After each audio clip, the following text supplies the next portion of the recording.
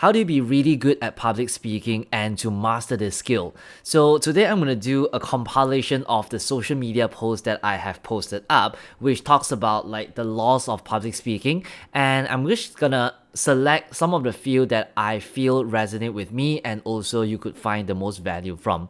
So the first law states that speak from your heart, forget perfection, connect emotionally with your audience, and deliver your message with impact.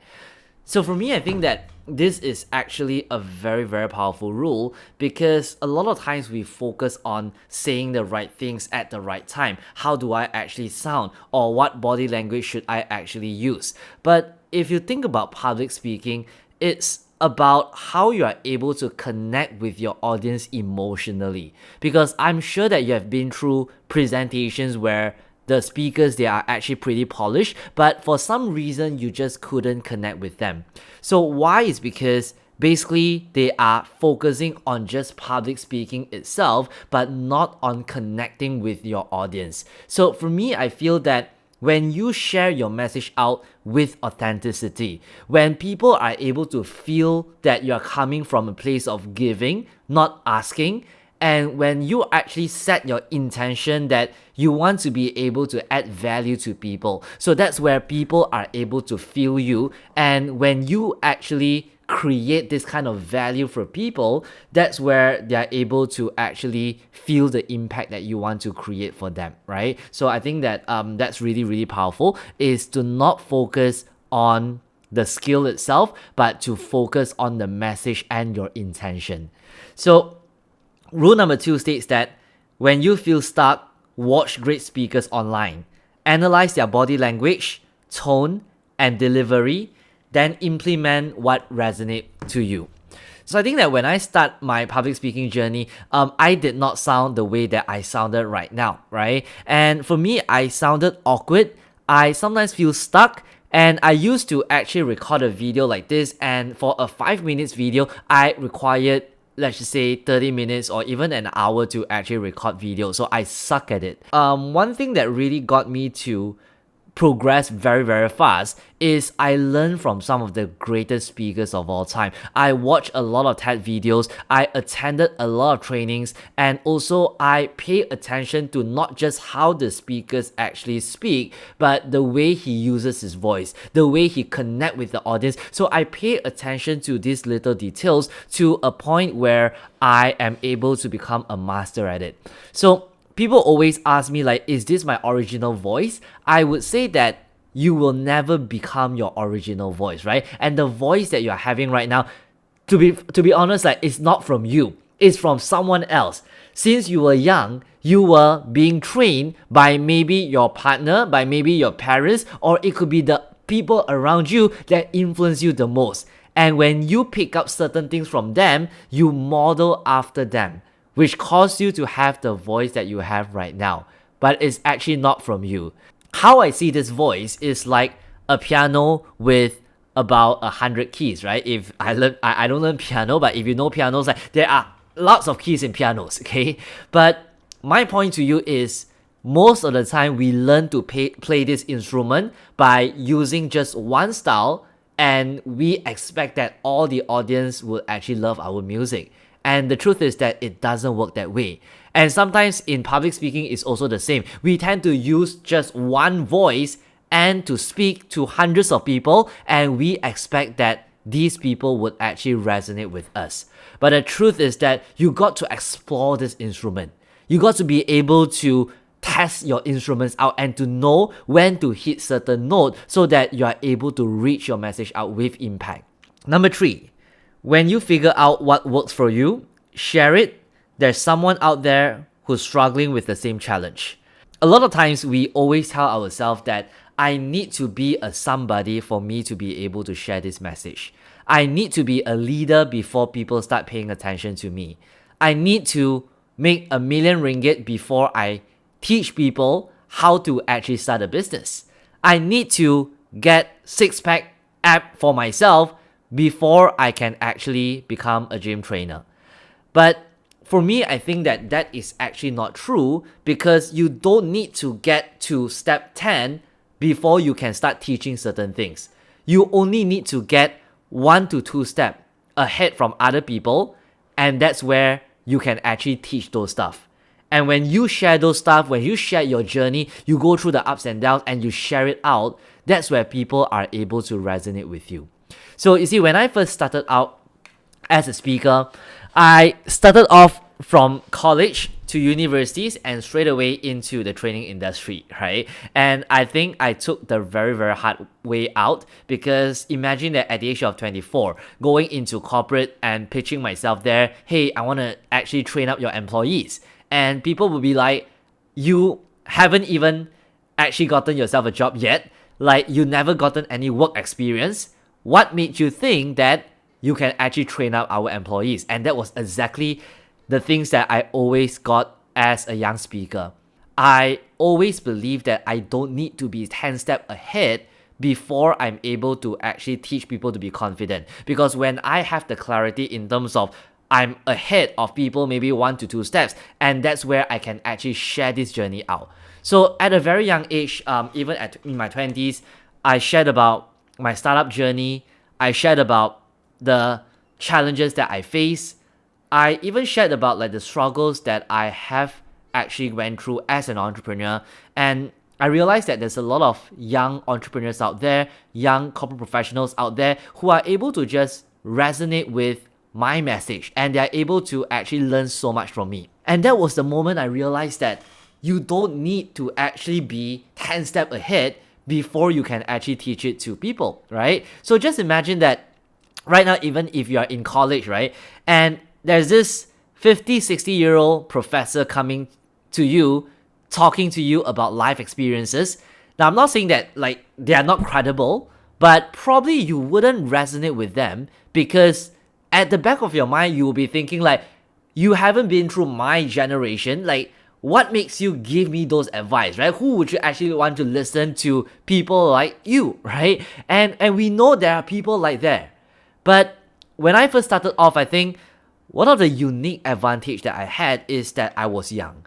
And because of that, I was able to connect with the younger audience, and they are able to actually relate to me a lot.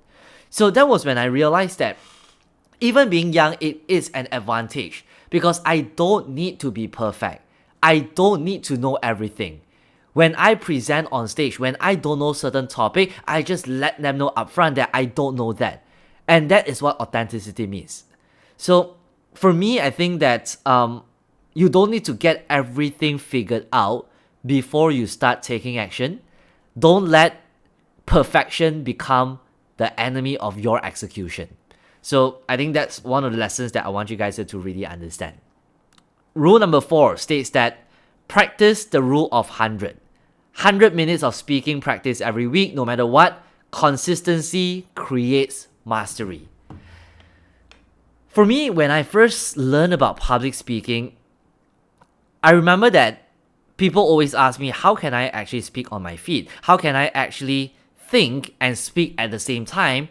And how do I actually teach without having all my slides to refer to? So people don't realize that I actually practice public speaking every single night when I first started out. And every night I remember that how I practice this is that I would have a list of what I call table topics, which is a list of like hundreds random topics. And these topics could be somewhere along the line of like, share with me something that you're grateful for. So share with me your toughest challenge, right? So there's random topics that I Google on internet.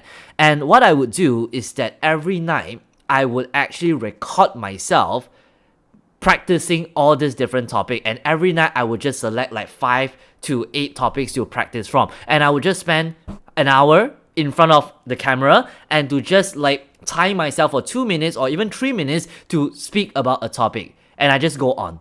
And if I got hang there, I just allow myself to pause, recalibrate my thought, and then I go again and again and again, right? And this is one of the things that I think you guys can also practice in public speaking as well, for you to become a master at it, right? So when you give yourself a topic, you record yourself in front of the camera for about 2 minutes. And then what you do is that you lower down the volume to the minimum. And all you do is that you just look at your body language as you present. And then from there, you will notice how natural or how unnatural your body language is, and that creates an awareness on how you can actually improve. And then after that, the next thing that I would do is that I will flip my phone down, turn up the volume to the max, and I would just listen to the sound of my voice. When should I pause? When should I go higher tone? When should I actually speak louder, faster, or even softer as well? I pay attention to my voice. And that's where I call this the vocal auditory. You audit about your vocal, right? And then last but not least, what I do is that I combine both together, where I would just look at myself present, combining it with the sound of my voice, and then I write down feedback so that I can get better every single time I practice it. So the last one, okay, rule number 5 is this. The first speech is exciting. After that, the thrill fades. And that's when the real growth happens. So I totally agree with this, because I think that the first few talks or presentation that I give is always exciting. And then along the way, I realized that things has become repetitive, right? So I present the same thing over and over again, and sometimes to a point where even when I listen to my story, it just doesn't get exciting anymore, right? But that's where the real growth happens. That's where you will understand, like, when are you able to like go into the nitty-gritty of the stuff and to really dive deep into the mechanics and to really go into every single words that you say, and you say it with precision. And that's something that I've did for all the things that I've done in my trainings as well. Like, if you guys have been through, like, I will speak to influence class, that was like a 2 hours training session where I talk about influence, I talk about breakthrough. So I've done that presentation for more than 50 to even 100 times, and every single time I do that, I actually record myself up, and I have like a list of all the recordings that I've been through, right? And for this 100 previews that I've done, the script was exactly the same. I told my story exactly the same for more than 100 times, to a point where even when I was in my dreams, I could really recall what I have to say word by word, every single word. And that was how precise it gets. So for me, I think that when you want to master public speaking, it's not just about telling great stories, like different great stories, but it's about how you are able to tell one story in the most precise way, where you rehearse every pause that comes. You stop at every high point, and you allow people to process certain information every time you share something knowledgeable. So when you are able to master your storytelling technique to precision, that's where real growth happens, right? Because a lot of times when you present, you are just presenting on the surface. But if you present certain topic for 100 times, that's where you go into the technicalities of it. That's where you really understand the mechanics behind it, right? And that's where you really understand why you say certain words, why you pause at certain timing. And when you go into that precision, that is where real growth happens, right? So that's something that I have always practiced for myself, and it helps me a lot in terms of my growth and in terms of how I am able to master the skill of public speaking as well. So yeah, this is actually the 5 laws that I've just written down in one of my LinkedIn posts as well. So I hope that helps answer some of the questions that you have, and I hope that it also adds value to you. So if you enjoyed video like this, do feel free to actually leave a comment down, and also if you want to have more videos like this as well, so I'll do videos like this where you could actually learn from me, and also you are able to actually grow yourself faster from here as well. Okay, so with that being said, thank you so much for watching this video, and looking forward to see you very soon.